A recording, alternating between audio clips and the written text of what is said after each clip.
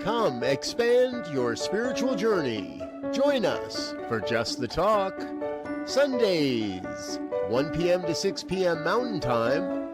Experience Unity Kitchener and Ottawa. Center for Spiritual Living Midtown. Center for Spiritual Living Denver. Unity of Garden Park. New Thought Philadelphia. The Sunshine Cathedral. Unity of Savannah. And the Ohm Center for Spiritual Living. Come unleash your spiritual potential with New Thought Media Network. And now, let's experience Unity Kitchener and Ottawa. The title of my talk, Peace is My Nature. Peace is my nature. This is what we call a truth statement, meaning that it is based on spiritual principles, as Cheryl was talking about. So we're familiar with our 5 unity principles. I think it's a wonderful idea to rewrite them in your own words. That's a great exercise.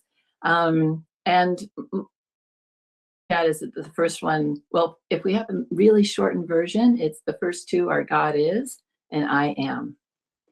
Everything that God is, I am. We inherit our divine nature from our Creator, and the Creator can only reproduce what it is. And so if God is peace, then I am peace. Well, that might be the truth, but is that our experience? I'll speak for myself. I am not always 100% peaceful. Some days it seems like I'm just going in and out of peace all day long. So why is that? If my nature is peace, then why can't I maintain it all day? Well, a number of things come to mind that I thought we'd just have a look at this morning.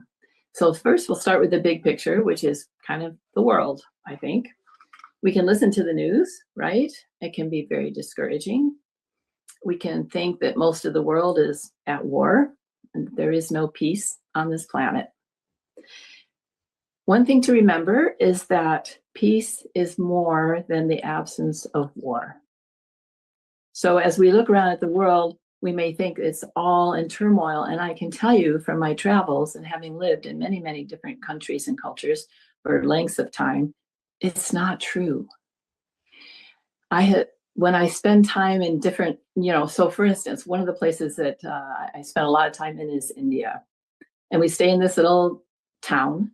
And just before dawn, I'll hear the call to prayer coming from the mosque a few blocks away. And then about an hour later, I'll start hearing the bells from the Hindu temple, because everyone in the neighborhood will go to the temple before they go to school. You see little kids with their little school packs on, running through there, businessmen with their briefcases going through, mothers on their way to the market. They all go through the temple to get a blessing and to ring the bell. Then at noon, we hear church bells from a cathedral that's also in this little town.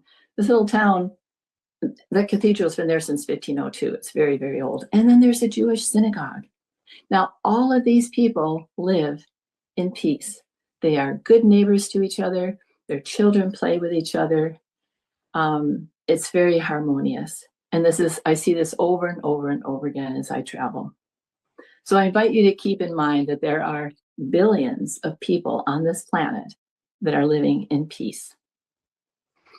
We can easily be disheartened or even negative about some of the things that are happening.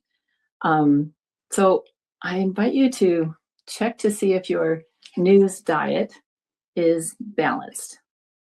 Too much of anything can make us sick. A bird needs 2 wings to fly. So if it sounds like all the news that you can hear is not that good, then I really encourage you to look online, and it's easy to find. If you look, there are many sources to find time to find and celebrate the good, because it's happening all over the planet.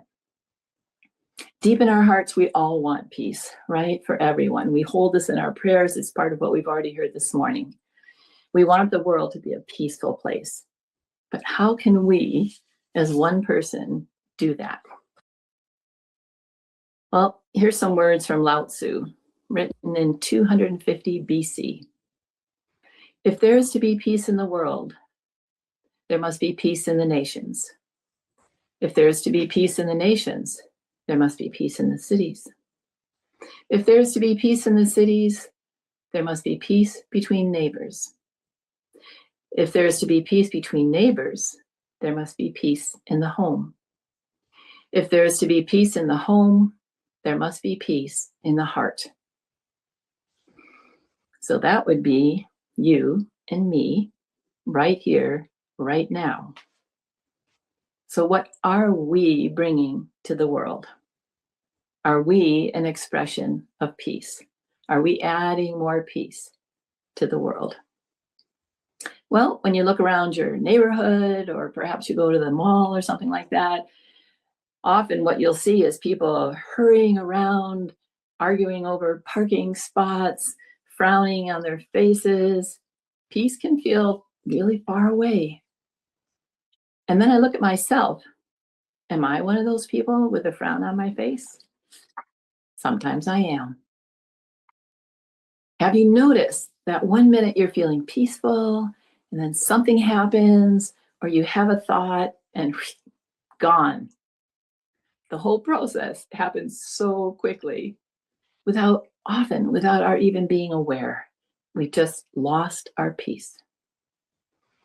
I went to a farm market a few weeks ago, and there's just, one little dirt road in, and then a little gravel parking lot, and one little dirt road out. So as I'm exiting, 2 cars in front of me, the person stops. Well, there's only 1 lane. So, person in front of me stops, I stop. I'm sitting there thinking, why are they stopping right in the middle of the exit? And then there's cars that are stopped behind me and cars that are stopped behind them. So now I'm starting to fume a little bit, and eventually everything gets sorted out. The car goes ahead and everybody goes ahead and we all get sorted out. But there were very many unhappy and disgruntled, impatient people, including me. When I was finally able to drive away, I continued to replay the incident in my mind. Why did they stop in the middle of the exit? Didn't they notice all the people they were blocking? And then I caught myself, thank goodness, fairly quickly. Really, Vicki? Does my peace of mind have so little value that I will toss it away when someone holds me up for a few minutes? My peace of mind is one of my greatest treasures. Why would I discard it so quickly? Let this one incident rob me of my peace. Does my peace really depend on circumstances or people? I truly hope not. And if so, that means that my happiness is at the whim of anything that anybody says to me, anything that happens around me, wherever I am. And I do not want to live like that, blown this way and that. If peace on the planet depends on my heart, the question is, how do I find that peace in my heart? Let's go back to our principles. Peace is embedded within us. It is encoded in our spiritual blueprint. We have within us, because we are one with all good, with spirit, with divine mind, with source energy, whatever name you want to give it, because we are one with that, we have an infinite supply of peace. Where is it? We cannot use it up. We have a well of peace that's always available to us. So if that's true, then peace is not something to seek. The question really is, what can we do to cultivate, nurture, and activate the infinite peace that is already within us? We talk about peace of mind, but we experience it not only in our minds, but in our bodies and in our hearts. All of these can give us a clue about when we are out of alignment with peace. So non-peace in our minds, what does that look like? Well, having these inner conversations, these uncontrolled thoughts going round and round. I should have said that. They should have said this. Next time I'm going to say that. Why didn't they? Why don't they? Why didn't I? Like what was going on for me in the parking lot after that incident. So when I catch myself in these inner conversations, I know I am far from being at peace. Perhaps you can relate to that. So that's our minds. What about our bodies? Our bodies are reflecting back to us all the time, sending us messages about what's going on at a very, very deep level. But we rarely listen. We have learned really to ignore or discount the uneasy feeling we might have, the gut ache, or the tightness in our shoulders, or the tenseness in our jaw. These are all signs we could pay attention to that will help us see what is going on inside. And then there's our hearts that we close when we judge others, when we are angry, when we are disgruntled, when we are irritated. We put up a wall to protect us because those feelings are not pleasant. And at the same time, that same wall is the one that prevents us from experiencing all the good things, the laughter, the joy, the compassion, the joy, joy again, the beauty. When we find ourselves angry, irritated, judgmental, we might find ourselves actually criticizing ourselves. I should know better, right? I can't believe I did that again. Today I was going to be peaceful all day, and here, and now I've lost it. But can you see how, if we criticize ourselves for losing our peace, we are just creating more non-peace? When we are able to observe our own nature without judgment, we are creating peace. Making a commitment to peace does not mean that there is no turmoil, no trouble, disappointments, or pain. It does not mean that everything goes our way, or that everyone magically agrees with us, or appreciates us, or even treats us the way we want to be treated. No, it means that in the midst of all of these situations, we remain calm and peaceful. We gently catch ourselves leaving our peace and take a moment to breathe and bring ourselves back. Let's notice when we've closed our hearts. Let's notice when our bodies are tense and are trying to tell us something. Let's notice when those thoughts and those, he should have, I should have, they didn't, go round and round in our minds. Let's just catch ourselves in that space and open back up. It's our choice all the time. Pema Chodron, in her book, Practicing Peace, says this: "This is the real work of the peacemaker, to find the soft spot and the tenderness in that uneasy place and stay with it. If we can stay with the soft spot, with a tender heart, then we are cultivating the seeds of peace. This is the work of the spiritual warrior, the true practice of peace." Being consciously on the spiritual path does not mean that we are going to be a perfect expression of the divine in every moment, that we are untouched by the challenges of human life.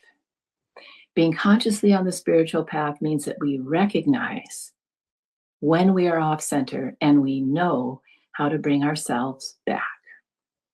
So I invite you to develop some strategies and be aware of the circumstances, or perhaps even the people where you tend to lose your peace, so that you can prepare yourself as you go into these situations, so that you can do your perhaps a meditation or some recall one of our 12 faculties, as Cheryl calling them, so that we can stay strong and centered and peaceful no matter what's going on. And if we lose it, how do we bring ourselves back? there's so what there you will know what works for you. Perhaps just taking a quick walk around the block, or even looking out the window and, well, I was going to say watching the birds, but maybe watching the snowfall. There's so much beauty in nature. Perhaps listening to a favorite song, or having a cup of really yummy tea, or calling a friend. Figure out what works for you, because the faster that we identify when we've lost our stance of peace, and the quicker we can bring ourselves back, the more we are contributing peace to the world, which is what we want to see. Reverend Thomas DeShooter out here on Vancouver Island had a little acronym called PBS, and it's pause, breathe, and soften. And I just love that. It's easy to remember. I really like those kinds of things. So when we can feel that we are not peaceful, we can pause, take a breath, soften. We can do this.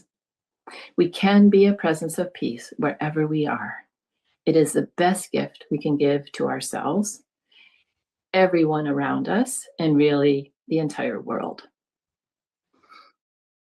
So I invite you now to join me in a time of quiet contemplation.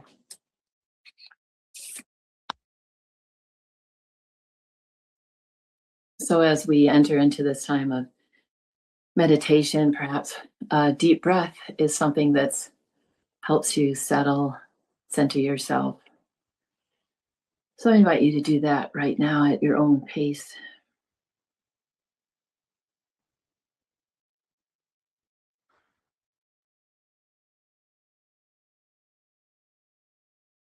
We take time now to unite in a conscious awareness of the divine.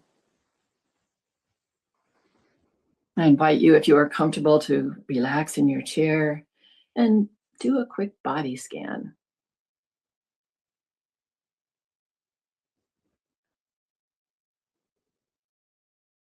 You can shake out any tension you feel, perhaps take a conscious breath or close your eyes if that's comfortable for you.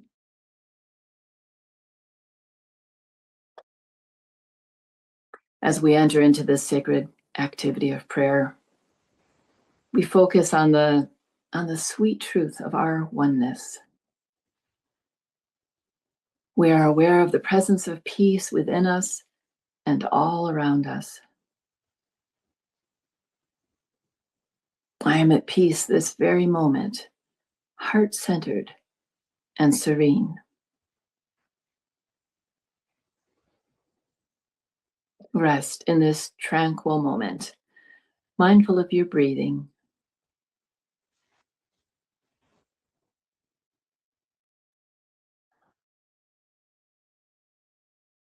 And as you focus on your breathing, you could hold this centering thought. I inhale life and I exhale peace.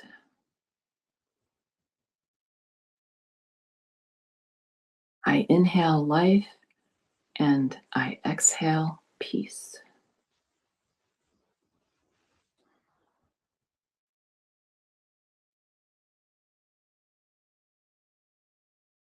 Breathing consciously, I say to my thoughts and my feelings, let there be peace.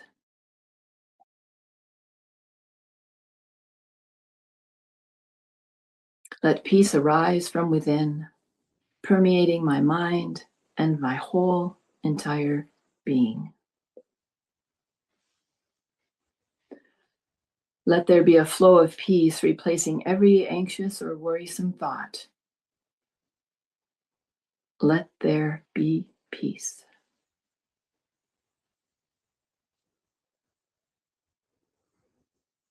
Centered in love that flows with no limits or conditions, let me cultivate harmonious thoughts that lead me to speak and act in peace.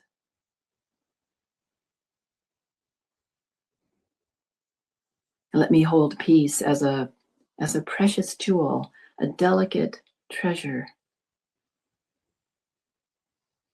Let me be in the world radiating kindness, compassion,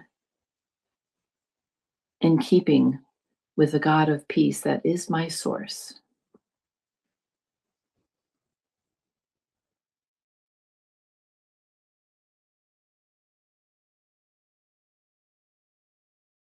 This sacred time of prayer has quickened divine energy in us, blessing our lives and all life.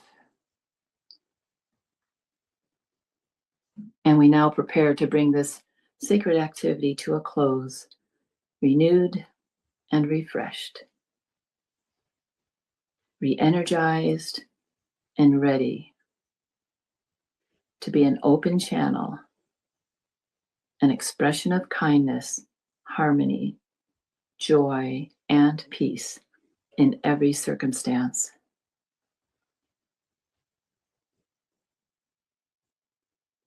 Let's remind ourselves of the truth. Peace is my true nature. I have within me an infinite supply of peace, impossible to empty, always available. I am an expression of divine peace.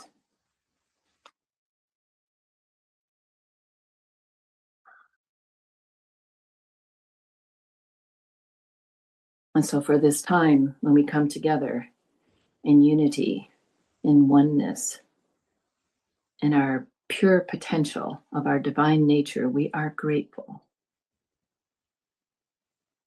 We are the ones that make the change in the world.